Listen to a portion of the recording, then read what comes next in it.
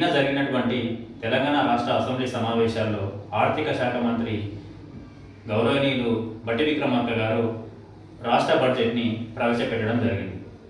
దాంట్లో హైదరాబాద్కి తలమానికమైనటువంటి త్రిపులార్కి 1525 కోట్ల రూపాయలు రాష్ట్ర వాటా కింద కేటాయించడం జరిగింది.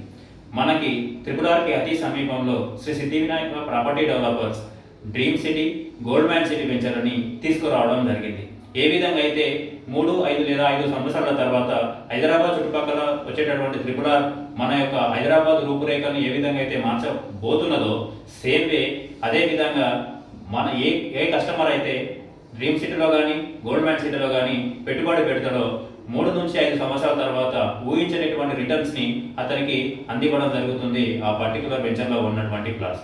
ఈ అవకాశాన్ని ఎవరైతే ఎక్కువ కాలం వేచి ఉండకుండా పెట్టుబడి పెట్టి 3 నుంచి 5 సంవత్సరాలలో రీసేల్ చేసుకుంటాం అనుకునే వాళ్ళు పెట్టుబడి పెట్టుకోవడానికి అనువైన వెంచర్ లేదు.